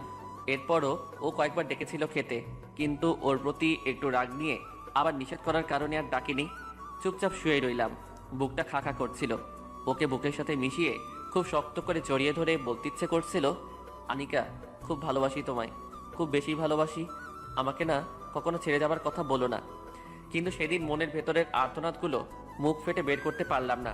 কিছুক্ষণ পর আনিকাও আমার পাশেই শুয়ে পড়ল। প্রতিদিন পাগলিটাকে বুকে নিয়ে ঘুমাই, আমার বুকটা ওর জন্য বালিশ বানিয়ে দেই। কিন্তু আজ অভিমান করে ওকে আর আমার বুকে টেনে নিলাম না। ভাবলাম ও হয়তো আমাকে বলবে, আবির, আমি না তোমার ওই বুকে অনেক শান্তি পাই, আমাকে সবসময় তোমার ওই বুকের মধ্যেই রাখবা। আর আজকে আমাকে রাগ করে কেন বালিশে শুয়ে থাকতে বলছো? আমি কিন্তু তোমার বুকে ঘুমাবো। কিন্তু আফসোস, আনিকা এগুলো বলবে তো দূরে থাক, ওর কল্পনায়ও এগুলো আসে না। আর হয়তো আমার সাথে শর্তের কারণে যতটুকু থাকছে, নয়তো ও হয়তো আমার কাছে কখনোই থাকতো না। বিছানায় ওর অপর দিকে মুখ করে বালিশে চোখ ভিজাচ্ছিলাম। লাইটটা অফ আছে, তাই হয়তো ওর চোখে আমার চোখের পানি পড়বে না। চোখের নোনা জল ফেলতে ফেলতে কখন যে ঘুমিয়ে পড়ছি বুঝতেই পারিনি। হঠাৎই কারো চিৎকার শুনেই ঘুম থেকে লাফিয়ে উঠলাম। লাফিয়ে উঠতে চাইলেও তখন আমি উঠতে পারলাম না, কারণ এর আগেই আনিকা আমাকে খুব শক্ত করে জড়িয়ে ধরে চিৎকার করে কান্না করতে লাগলো আর বলতে লাগলো, প্লিজ মামা, আমাকে ছেড়ে দাও, আমার সর্বনাশ করো না। মামা, তুমি না আমার বাবার মতো, তুমি তো জানোই আমার বাবা নেই। প্লিজ আমাকে এই পতিতালয়ে ফেলে যেও না মামা, যেও না মামা, মামা কথাগুলো বলছিল। আর মামা মামা বলেই আনিকা চিৎকার করে কান্না করতে লাগলো আর ভয়ে কাঁপতে কাঁপতে আমাকে অনেক শক্ত করে জড়িয়ে ধরতে লাগলো। হয়তো আমার বুকের ভিতর ও ঢুকেই যাবে, নয়তো আমার সাথে মিশে যাবে। আনিকাকে শান্ত করার জন্য ওকে ডাকতে লাগলাম, কিন্তু ও যেন শুনছেই না। এই আনিকা, আনিকা, তোমার কি হয়েছে? আর কোথায় তোমার মামা? ওনাকে তো তুমি নিজ হাতে শেষ করে দিচ্ছ। আনিকা, এই দেখো এখানে কেউ নেই। আনিকা, এ আনিকা, এই দেখো আমি আছি তো, কেউ তোমাকে কিচ্ছু করতে পারবে না। একবার আমার দিকে দেখো। অনেক বলার পর আনিকা ধীরে ধীরে শান্ত হয় আর কেমন অসহায়ের মতো আমার মুখের দিকে তাকিয়ে রইল। বুঝতে পারলাম মেয়েটা হয়তো বাজে কোনো স্বপ্ন দেখে ভয় পাইছে।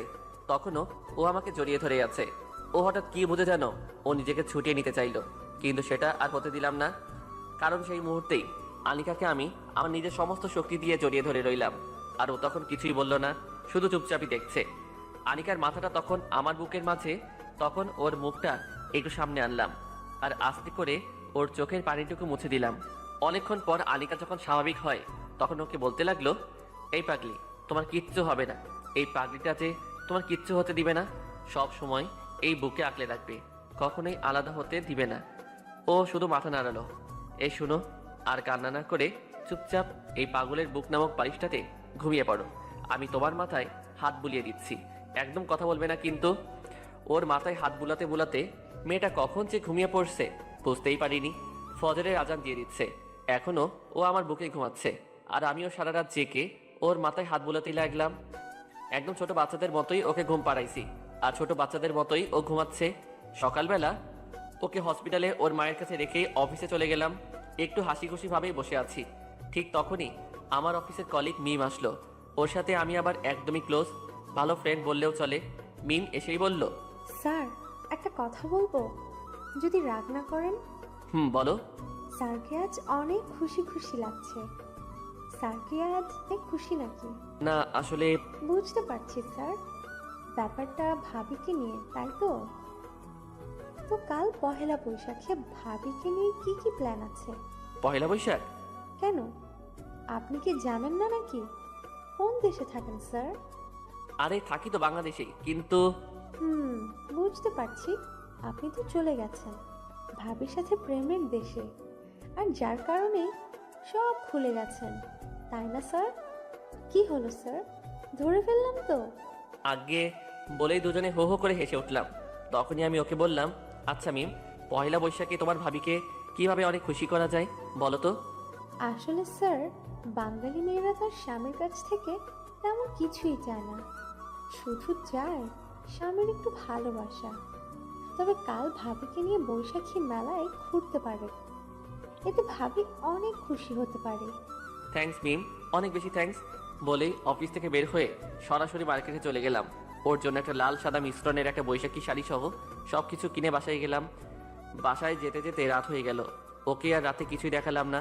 খুব ভালো লাগছে, কাল সারাটা দিন মেয়েটার সাথে কাটাবো, ওর হাত ধরে হাঁটবো, ঘুরবো, অনেক মজা করব। অনেক অপেক্ষার পর সকালের আলো ফুটলো আর তখনই সবকিছু ওর সামনে দিলাম। আনিকা, এই নাও। কি এটা? এটাতে বৈশাখী শাড়ি আছে, তুই পরে এখনই তৈরি হও, আমি পাঞ্জাবি পরে আসছি। আমি তৈরি হব কেন? আর আমার জন্য এইগুলো কেন? আরে বোকা, আজ তো পয়লা বৈশাখ, তোমাকে নিয়ে আজ সারাদিন ঘুরবো। না, আমি যাব না। প্লিজ আনিকা, না করো না, প্লিজ প্লিজ। না, আমি এগুলো পরবো না।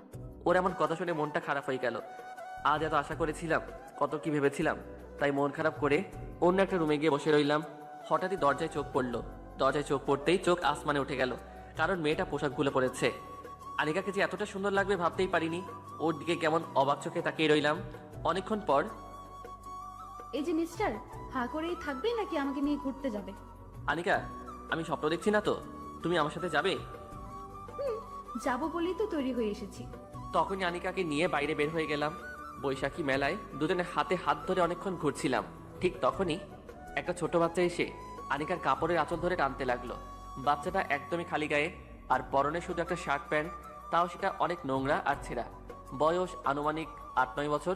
এইটুকু একটা বাচ্চার এমন অবস্থা দেখলে কান্না বুকটা কেঁপে উঠবে। ওই বাচ্চাটা আনিকার কাপড় ধরে বলতে লাগলো, আপা দুটা টাকা দেন না, খুব খিদা লাগছে। দেন না আপা দুটা টাকা, খুব খিদা লাগছে। তোমার নাম কি বাবুমণি? সূচনা। তোমার মা বাবা কই? বাপ মা নায়িকা, তাহলে কই থাকো? রাস্তার সাইডে। মেয়েটার সাথে কথা বলছিল আর আনিকার চোখ দিয়ে পানি বের হচ্ছে। আর অপর দিকে আমি অবাক হয়ে তাকিয়ে রইলাম। মেয়েটার সাথে কথা বলেই আনিকা আমার দিকে তাকিয়ে রইল। আমি বুঝতে পারলাম আনিকা ছোট মেয়েটাকে সাহায্য করতে চাচ্ছে, কিন্তু ওর কাছে তো কোনো টাকা নেই, কারণ আসার পথে ও টাকা নিয়ে আসেনি, যার কারণে কিছুই দিতে পারছে না। তখন আমি মাটিতে হাঁটু গেড়ে, সূচনা আমার সাথে যাবে? কই নিয়ে যাবেন আমাদের? তোমাকে ভালো একটা স্কুলে নিয়ে যাব, সেখানে তুমি বন্ধুদের সাথে গল্প করবা, লেখাপড়া করবা, খেলাধুলা করবা। যাবে আমার সাথে? হ্যাঁ যাবো, কিন্তু খাইতে দিবেন তো? দিব তো, চলো আমার সাথে। আর তোমার আরো বন্ধু আছে? হ্যাঁ আছে। তাদের কাছে আমাকে নিয়ে যাও। হ্যাঁ আইন আমার সাথে। তারপরে মেয়েটাকে ওই অবস্থাতেই ওর গালে একটা চুমু দিয়ে কোলে তুলে নিলাম। মেয়েটাকে নিয়ে একটা চিপা গলিতে ঢুকতেই দেখলাম আরো অনেকগুলো শিশু। তাদেরকে একজন মুরব্বী বয়সের লোক ভিক্ষার গান শিখাচ্ছে। দেখে রাগ উঠে গেল। আর তখনই, এই বুড়ো, এইগুলো কি শিখাচ্ছ এগুলো? আপনার সমস্যা কি? যা খুশি তাই শিখানো। ওদের খাওয়ার তো আর আপনি দেন না। আজ থেকে ওদের খাবার আমি দিব। তাহলে আর দেরি করছেন কেন? এই হতচ্ছাড়াগুলোকে এখনই নিয়ে যান। নিয়ে যাবই, কিন্তু ওদের বাবা মা কই? বাবা মা, এগুলো সব পতিতাদের পোলামায়া। ওদের নষ্টামির ডাস্টবিনের ফসল। আচ্ছা, আমাকে ওদেরকে নিয়ে যেতে দিন। বললেই তো হবে না, এতদিন ধরে বড় করছি। এই টাকা কে দিব? টাকা দিলে নিয়ে যেতে পারবেন, নয়তো ওইগুলো শিখাবো। কত টাকা লাগবে? 5 লাখ টাকা দিলে ওদের সবাইকে যেতে দিব। তারপরে আনিকাকে কিছুক্ষণের জন্য থাকতে বলে ওখান থেকে চলে আসলাম। আর প্রায় 30 মিনিট পরে ওখানে টাকা নিয়ে ওখানে গেলাম আর ওদেরকে নিয়ে আসলাম। তারপর সবাইকে একটা এতিমখানায় নিয়ে যেতেই কয়েকশত ছোট শিশু আমার দিকে দৌড়ে আসলো। সবাই আমাকে আব্বু আব্বু বলে ডাকতে লাগলো। আনিকা তখন আমার দিকে অবাক করা দৃষ্টিতেই তাকিয়ে আছে।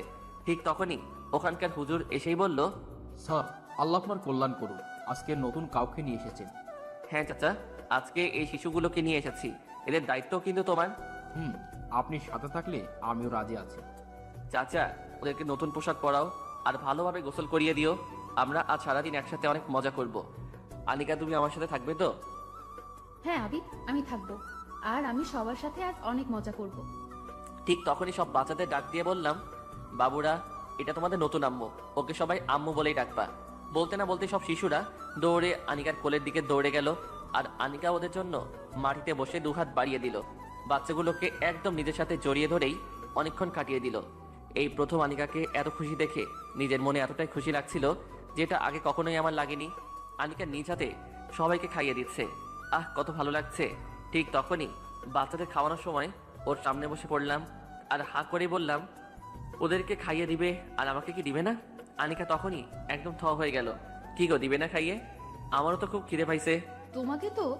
এই দেখো, এমন করছো কেন গো? দাও না গো একটু খাইয়ে, খুব খিদে লাগছে তো, বলেই হাঁ করে রইলাম। তারপরই আনিকা আমার মুখের দিকে হাতে খাবার নিয়ে হাত বাড়িয়ে দিল। আমি খেতে যাব, ঠিক তখনই খাবারটা নিচে পড়ে গেল। তখন ওর দিকে তাকাতেই দেখলাম ও অন্যদিকে তাকিয়ে আমাকে খেতে দিচ্ছিল। খুবই খারাপ লাগতেছিল। একটু খেতে চাইলাম, তাও সেটা নিজ ইচ্ছাতে দিল না। হয়তো আমার জোর করার কারণেই অনিচ্ছায় দিতে চেয়েছিল।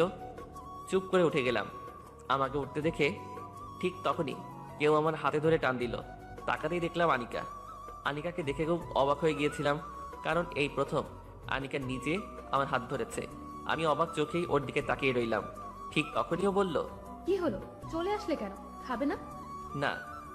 সরি, আসলে কখনো কোনো ছেলেকে এভাবে খাইয়ে দেয়নি তো, তাই নিজের কাছে অনেক সংকোচ বোধ লাগছিল। সরি, চলো খেতে যাবে। না, যাব না। আর আপনি বাচ্চাগুলোকে নিয়ে খেতে যান, ওরা খাবে এখন। বাচ্চাগুলোকে অনেক ভালোবাসো বুঝি? নিজের জীবনের থেকেও বেশি। যেদিন আমার জীবন থেকে ইভা নামক মেয়েটা হারিয়ে গেল, সেদিন থেকেই ওরা আমার সবকিছু। এই ইভা আবার কে? বাদ দিন, সময় হলেই বলবো। এখন ওদেরকে খেতে দিন। ঠিক তখনই বাচ্চাগুলো আমাকে জড়িয়ে ধরছে আর বলছে, চলো না আব্বু, তুমি আমাদের সাথে খাবে, চলো না। তখন সবার কথায় খেতে গেলাম। তারপরে আনিকা আমার সাথে খুব ভালোভাবে কথা বলতে লাগলো, নিজ হাতে খাইয়ে দিল। খুব বেশি ভালো লাগছিল। সারাদিন অনেক মজা আর আনন্দের মাঝেই বৈশাখ পালন করে দুজনে বাসায় চলে আসলাম। রাতে একা একা ছাদে বসে তারাদের সাথে উকি মারছিলাম। ঠিক তখনই আনিকা এসে হাজির। আবির, জানো আজকে আমি খুব খুশি। আজকের মতো কোনো দিন এত খুশি আমি হইনি। সত্যিই তুমি অনেক ভালো। আমি আবার কি করলাম? এই যে এদিন বাচ্চাদের এত ভালোবাসো আর তারাও তোমাকে কত ভালোবাসে। জানো আবির, এই মেয়েগুলোই একদিন সমাজের নির্মমতা একদিন পতিতা হয়ে যাবে। মানে কি উল্টাপাল্টা বলছো এগুলো? আবির, যখন মেয়েগুলো আস্তে আস্তে এইভাবে রাস্তায় বড় হবে তখন তারা হয়ে যাবে রাস্তার মেয়ে। তাদেরকে কেউ বিয়ে করবে না। অভাবের তাড়নায় ক্ষুধার জ্বালায় তারা একদিন এই পতিতা পেশাই বেছে নিত, আর সমাজে তখন আরো পতিতা বেড়ে যেত। কথাটা বলেই মেয়েটা কান্না করে দিল। বুঝতেই পারলাম না হঠাৎ আনিকা এগুলো কেন বলছে, আর কেনই বা এমন কান্না করে দিল। ঠিক কিছুক্ষণ পরই মাথায় আসতে লাগলো, ও তো মিথ্যে বলেনি। মেয়েগুলো যখন একটু বড় হয়ে যেত, রাস্তায় থাকার কারণে মানুষরূপী অনেক শেয়াল কুকুরের থাবার নিচে নিজেদের বলি দিতে হতো, আর একটা সময় ঠিকই খারাপ পথটাই বেছে নিত। কথাগুলো যদিও আগে কখনোই ভাবিনি, কিন্তু আনিকার এমন আচরণ দেখেই মনের ভিতর ভাবনা সঞ্চার হতে লাগলো। আবির, তুমি না ওদেরকে কখনোই খারাপ হতে দিও না। খারাপ পথটা অনেক কষ্টের। একবার খারাপ হয়ে গেলে নিজেকে আর ভালো করা যায় না। এই তুমি এইগুলো কি বলছো? সত্যিই বলছি। পতিতা শব্দতে মাত্র 3টা অক্ষর, কিন্তু এর ভয়াবহতা যে কতটা খারাপ সেটা আমার মতো পতিতারাই জানে। কি বললি তুই? তোকে বলছি না কখনোই নিজেকে পতিতা বলবি না। সবকিছু ভুলে যেতে, ভুলে গিয়ে সুন্দরভাবে জীবনযাপন করতে। আর একবার যদি নিজেকে পতিতা বলিস তাহলে রেগে ওকে মারতেই চোখ দিয়ে পানি বের হতে লাগলো। মেরে ফেলবে তাই তো? এই তুই এগুলো কি বলছিস? তোকে আমি মেরে ফেলবো? না রে, তোকে কখনই মারবো না রে। নিজে মরে গেলেও তোকে মরতে দিব না বলে কান্না করতে লাগলাম। আর তখনই নিজের সমস্ত শক্তি দিয়ে আনিকাকে জড়িয়ে ধরলাম। আমিও কাঁদছি, আনিকাও কাঁদছে। আর সেই কাদার মাঝখান থেকে আমার মুখ দিয়ে একটা কথাই বের হচ্ছিল, ভালোবাসি রে তোকে, খুব ভালোবাসি। কেন বুঝিস না তুই? তোকে যে অনেক বেশি ভালোবাসি। সব সময় এই বুকে আগলে রাখবো তোকে, খুব ভালোবাসি, খুবই ভালোবাসি। আনিকাকে জড়িয়ে ধরেই আকাশের দিকে তাকিয়ে চোখের নোনা জল ফেলেছিলাম আর কথাগুলো বলছিলাম। ঠিক তখনই আনিকা বলে উঠল, তুমি আমাকে যতই ভালোবাসো না কেন, আমি তোমাকে ভালোবাসতে পারবো না। তোমার জীবনে আমি নিজেকে চিরদিনের জন্য জড়াতে পারবো না। কথাটা বলেই আনিকা নিজেকে ছাড়িয়ে নিল। তখন ঝাপসা চোখে ওর দিকে তাকালাম আর বললাম, কেন আনিকা, আমি কি তোমার যোগ্য না? নাকি আমি খারাপ বলে সেই যোগ্যতা হারিয়ে ফেলছি? বিশ্বাস করো আনিকা, আমি একদম ভালো হয়ে যাব। দেখো আবিদ, তুমি অনেক ভালো ছেলে, সেটা আমি জানি, কিন্তু আমি তোমাকে আমার জীবনে মেনে নিতে পারবো না। আচ্ছা আনিকা, আমাকে কি তোমার মেনে নিতে কোনো কারণ আছে, নাকি তোমার লাইফে কেউ আছে? আছে। আনিকা ঠিক আছে, তাহলে আমি আর তোমাকে এই বিষয় নিয়ে কখনোই আর জোর করব না। আসলে আমি বুঝতেই পারিনি আমার কপালটা এত পোড়া। দেখোই না, একটা মেয়েকে ভালোবেসে যখন সব মেয়েকে ঘৃণা করতাম, ঠিক তখনই আবার তোমাকে ভালোবেসে ফেলি। কিন্তু বুঝতেই পারিনি আমার ভালোবাসা সার্থক না। জানো আনিকা, ছোটবেলায় খুব দুষ্ট ছিলাম আমি। বাবা মা থাকতে তাদের কাছে যা চাইতাম তারা যেভাবেই হোক সেটাই আমাকে এনে দিত, আর না দেওয়া পর্যন্ত অনেক জেদ ধরতাম। বয়স যখন মাত্র 12 বছর, ঠিক তখনই একদিন একটা অ্যাক্সিডেন্টে বাবা মা মারা যায় আর হারিয়ে যায় বাবা মা নামক ছায়াটা। সেদিন অনেক কান্না করেছিলাম। এরপর থেকে কেউ কখনোই আমার চাওয়া কোনো জিনিস আমাকে এনে দেয়নি।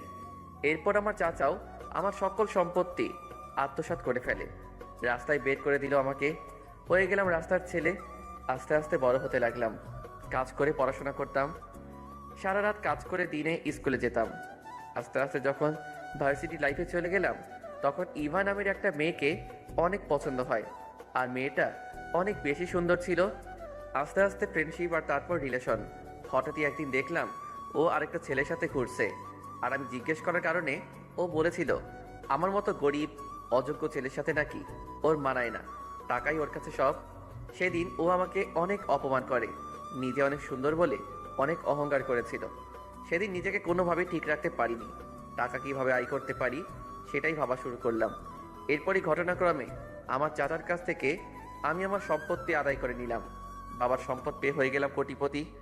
কোটিপতি হবার পরই সুন্দরী মেয়েদেরকে অনেক ঘৃণা করি, কারণ এবার সেই চরিত্রটা আমার সামনে ভেসে আছে। আর সবচাইতে মজার ঘটনা হলো আমার লাইফে টাকার বিনিময়ে রাত কাটানো প্রথম মেয়েও ওই ইভাই। পরে টাকার জন্য আমার সাথে রাত কাটাই সে। দিনে ভদ্রবেশধারী হলেও রাতে ওর মতো খারাপ আর কেউ ছিল না। সেই দিন থেকে সুন্দরী মেয়েদেরকে হেট করতাম, কারণ তাদের সৌন্দর্যের ভিতর যে কতটা কালো থাকে সেটা ইভাকে না দেখলে বুঝতেই পারতাম না। যাই হোক, এরপর আর কোনো মেয়েকে কখনোই ভালোবাসিনি, কারণ তখন আমি নিজেই খারাপ জগতের বাসিন্দা। এরপর তোমার সাথে পরিচয় আর তোমার সব কিছু জেনেও আবারও নিজেকে পরিবর্তন করে ফেলি। এরপরই তোমাকে খুব ভালোবেসেছি। বিশ্বাস করো আনিকা, তোমাকে খুব ভালোবাসি। প্লিজ আমাকে একা করে দিও না। আর তুমি তো আমার বিয়ে করা বউ, তাই না? আবিদ, আমি তোমার সবকিছু বুঝতে পারছি, কিন্তু তারপরও আমি তোমাকে মেনে নিতে পারবো না। তবে দোয়া করি তুমি যেন ভালো একটা মেয়েকে বউ করতে পারো। আর তুমি এখন অনেক ভালো একটা ছেলে, তোমাকে যে কেউ পছন্দ করবে।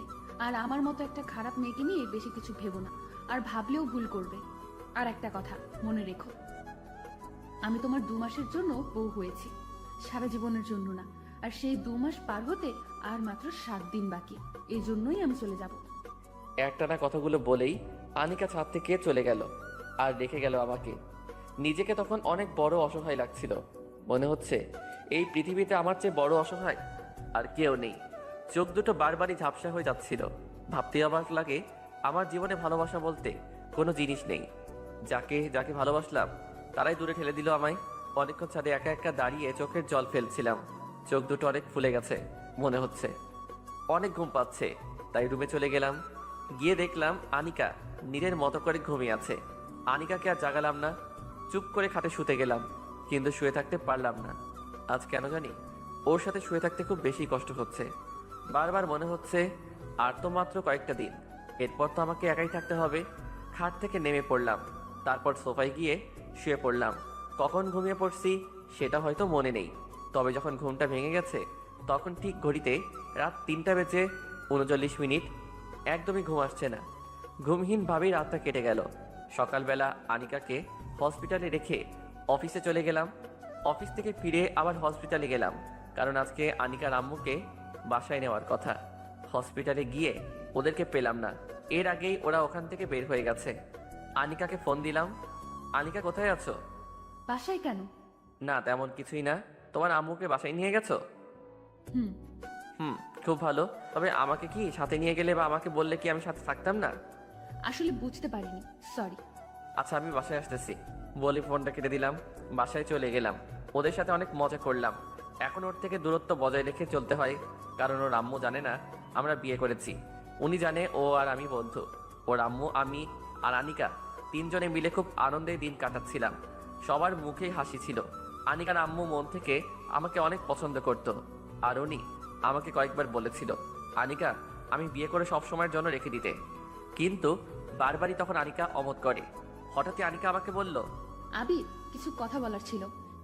বলো আনিকা। একটু ছাদে আসো। আনিকা তখন ছাদে চলে গেল। আমিও তার পিছু পিছু গুটি গুটি পা বাড়াচ্ছিলাম আর ভাবছিলাম আনিকা কি বলতে চাচ্ছে আমায়। সে চলে যাবে না তো? ভাবতেই কেমন কষ্ট লাগে, কিন্তু কিছু কষ্ট দৃষ্টির আড়ালেই থাকে। ছাদে গেলাম, গিয়েই বললাম, বলো আনিকা কি বলতে চাও? আবির, তুমি আমার অনেক উপকার করেছো, আমার মায়ের জীবন বাঁচাতেও অনেক সাহায্য করেছো। আসলে তোমার উপকারের ঋণ হয়তো কখনোই শেষ করতে পারবো না। হঠাৎ এগুলো বলছো যে? আসলে আজকের দিন গড়িয়ে রাত পার হলেই তো তোমার 2 মাস শেষ, আর তারপরে তো আমি চলে যাব। আর কাল সকালেই আমি মাকে নিয়ে চলে যাব। কি হলো, কিছু বলছো না যে?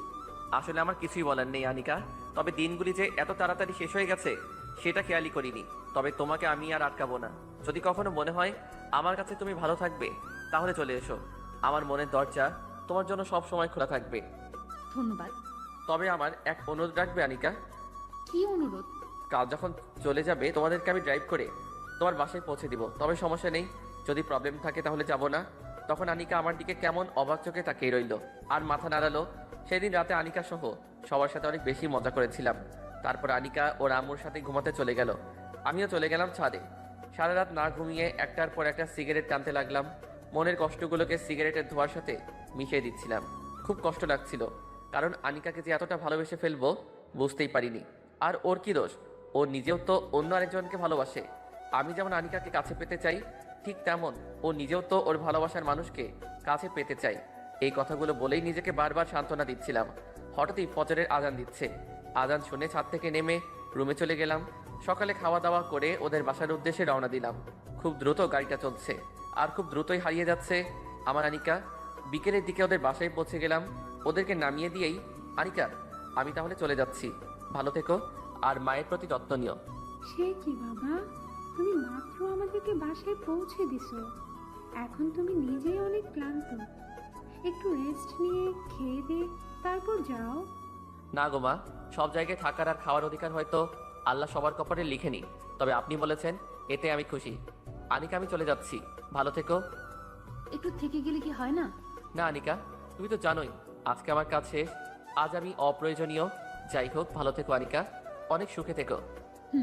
তুমিও সুখে থেকো, আর ভালো একটা মেয়ে দেখে বিয়ে করে সুখে সংসার করো।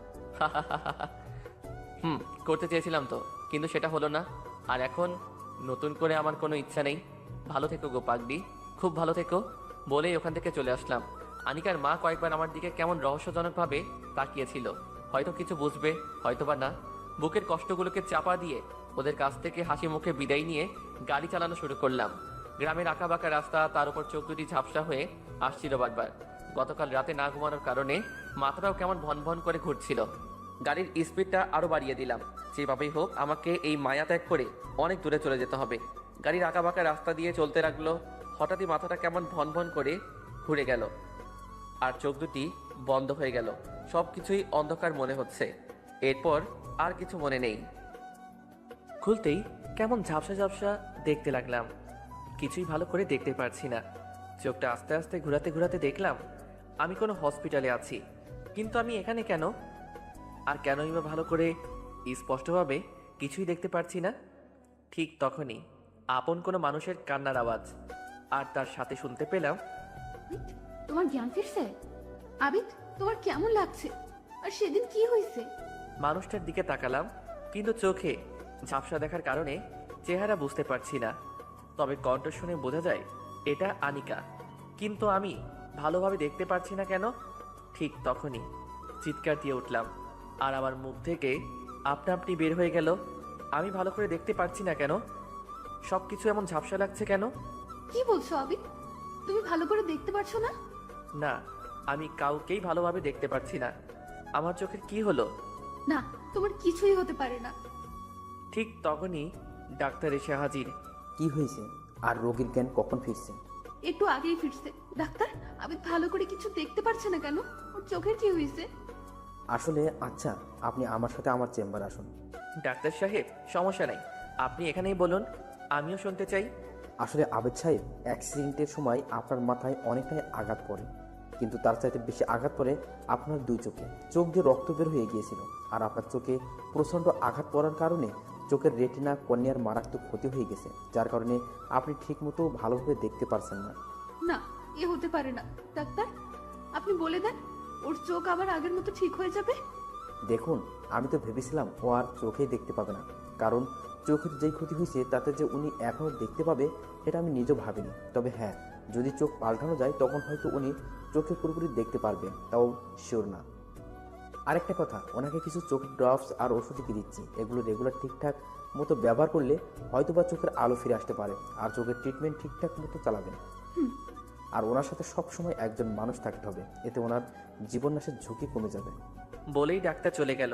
ঠিক তখন আনিকা অনেক জোরে জোরে কান্না করতে লাগলো, আর বলতে লাগলো, সব দোষ আমার।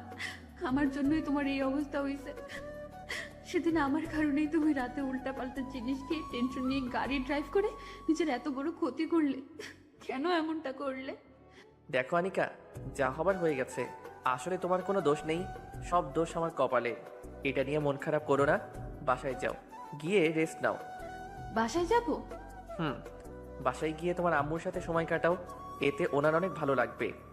না, আমি তোমাকে ছেড়ে যাব না। আর মা অনেক ভালো আছে। খুব ভালো, তবে আমার কাছে তোমার থাকার দরকার নেই, আমি একাই ভালো থাকবো।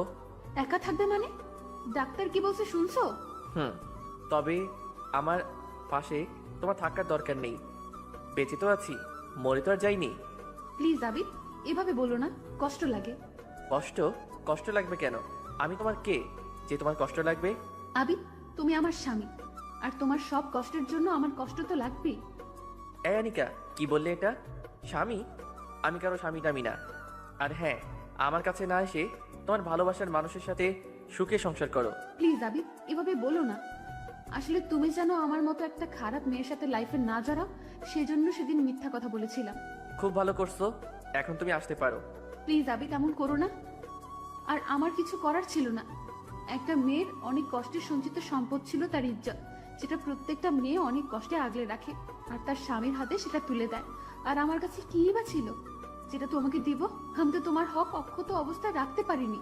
আমি চাইনি তোমাকে ঠকাতে, আমি তো একটা পতিতা।